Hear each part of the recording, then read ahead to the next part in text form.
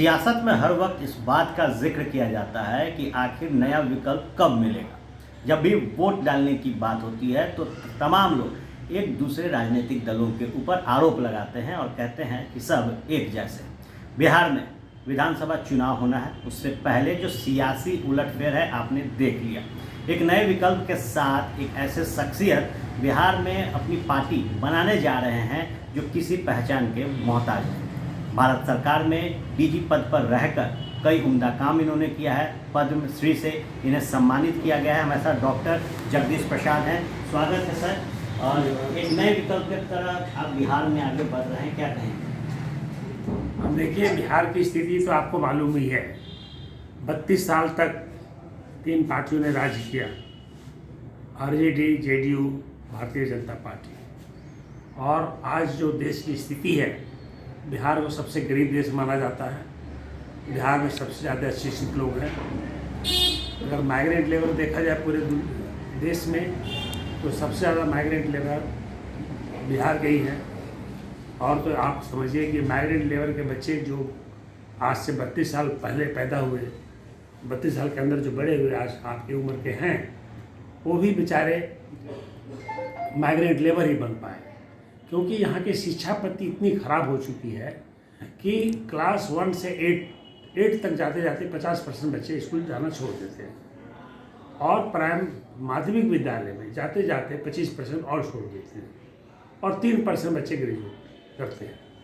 और इसका कारण है कि शिक्षा की जो गुणवत्ता है वो बिल्कुल सही नहीं है। हमने देखा यहाँ पर बिहार में भ्रमण करके स्कूलों में कि शिक्षा की बहुत कमी है। और जो शिक्षक हैं भी उनमें गुणवत्ता की कमी है। और शिक्षा की जिस तरह से चुनाव किया गया वो गलत ढंग से किया गया। वो कोई अभी अच्छा प्रशासन ऐसा नहीं कर सकता जो किया है। आपको बेहतर काम के लिए पद्मश्री से सम्मानित किया गया। हमें जानना चाहेंगे सर कि कौन से वो मुद्दे होंगे और कब आप अपने राजनीतिक दल, आपकी जो संगठन है उसको लेकर आप बिहार में लॉन्च करेंगे? देखिए, मुद्दे तो बिहार के शिक्षा, स्वास्थ्य और बेरोजगारी है। और देश की संपत्ति बचाने की भी एक मुद्दा है। हमारे साथ दो मुद्दे हैं, एक बिहार की और एक देश की। देश में भी आप देख रहे हैं केंद्र सरकार जो है देश को बेचने पर लगी हुई है, असंवैधानिक काम कर रही है।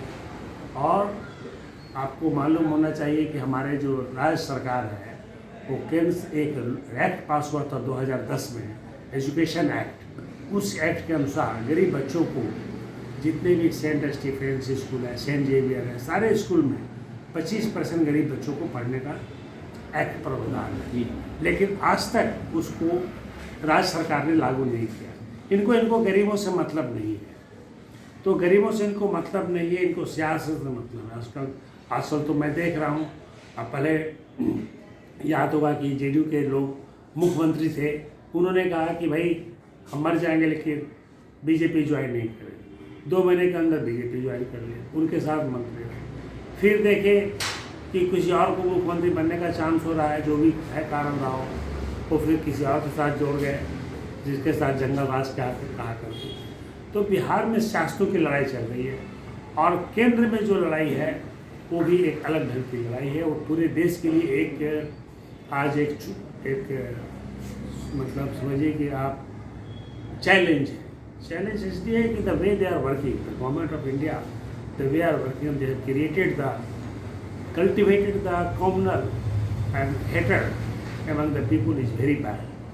They are selling the country. एक सवाल यहाँ उठता है सर कि जब भी सियासत का जिक्र होता है, वोटिंग की बात पब्लिक करती है तो कहती है कि हम पढ़े लिखे उम्मीदवार चाहते हैं। लेकिन जब भी बिहार जैसे राज्य में वोटिंग का दिन होता है तो फिर लोग जात पात का जिक्र करते हैं। कितना चैलेंज रहेगा? बिहार के लोग ऐसे नहीं हैं। बिहार के लोग बहुत ही समझदार हैं, शिक्षित हैं, पढ़े लिखे जरूर नहीं हैं, लेकिन राजनीतिक चेतना उनमें बहुत है। अगर वो जान जाए कि कोई अच्छे लोग आए हैं जो बिहार को ठीक कर सकता है, बिहार की राजनीति को, बिहार की शिक्षा को, बिहार के स्वास्थ्य को, और ख़ास करके बिहार के नौजवानों को रोज़गार दे सके, वो तो चाहेंगे कि उस वेव में उसी को चुनेंगे जो अच्छे शासन दे सकें, शिक्षा दे सकें और चुनाव कर सकें। और एनडीए की सरकार में हमारे 17 एमपी जेडीयू के भी हैं। मतलब बिहार से भी हैं, लेकिन आज तक उन्होंने एक शब्द नहीं बोला कि भाई बीजेपी वाले केंद्र सरकार को कि आप हमारे देश की संपत्ति को क्यों बेच रहे हैं, रेलवे को क्यों बेच रहे हैं, एयरपोर्ट को क्यों बेच रहे हैं, आप इतना कोल माइंस को क्यों बेच रहे हैं। आखिर में बच्चे नौकरी कहाँ करेंगे? अगर सारा प्राइवेटाइजेशन हो जाएगा तो बच्चों को नौकरी कौन देगा? प्राइवेट वाले तो अगर 2 आदमी से काम चल रहा है तो 4 आदमी नहीं रखेंगे। तो हमारा देश जो है वेलफेयर का देश है। तो ये सब की चैलेंज एक बिहार में है, और हमें जो हम हार्ट सर्जरी छोड़कर जो है बिहार में, ये दोनों तरफ चैलेंज है, राज्य में भी चैलेंज है, देश में भी चैलेंज है। तो एक विकल्प बनाने के लिए हमने सोचा है कि क्यों नहीं एक पार्टी बनाएं जिसमें हमारे देश राज्य को भलाई हो और देश की भलाई हो। और क्या पार्टी के बारे में सोच रहे हैं, क्या नाम होगा, कब तक पार्टी है? पार्टी तो रजिस्टर्ड हो चुकी है और ये नेशनल पार्टी ही है, और इस पार्टी को मैं नाम बता दूंगा। एक ज्ञान भवन में मैंने 26 फरवरी को इसको घोषित करेंगे पार्टी को। इसके पहले हम बिहार के हर जिले में घूम रहे हैं, और अभी समस्तीपुर घूम चुके हैं, नवादा घूम चुके हैं, हरनौत जा चुके हैं, जहानाबाद भी कल गए थे, बक्सर भी गए थे जहाँ पर एक कांड हुआ था। तो इन जगहों में हम जा चुके हैं, घूम चुके हैं, लोगों से मिल चुके हैं और अपना पर्पस जो है बता चुके हैं। और हम समझते हैं कि बिहार की जनता को बताना चाहते हैं कि आज 32 सालों में आपको जो बहुजनों की सरकार, तीनों जनता दल, आरजेडी, बीजेपी जो नहीं दे पाया, आप एक विकल्प चुनिए। और मैं आपको बता दूंगा जो 32 साल में नहीं कर पाया वो 2 या 3 साल में हम आपको करके दिखा देंगे।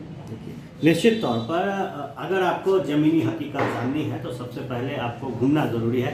बिहार भ्रमण पर इस वक्त पद्मश्री डॉक्टर साहब हैं, और निश्चित तौर पर क्या विकल्प इनको जनता मानेगी ये देखने वाली बात होगी। लेकिन आगाज़ फरवरी में होगा, कौन सा वो पार्टी आएगा बिहार में बदलाव के लिए, ये हम आपको बताएंगे। पल पल के अपडेट्स के लिए बने रहे फर्स्ट बिहार के साथ। खबरों का सिलसिला यूं ही चलता रहे।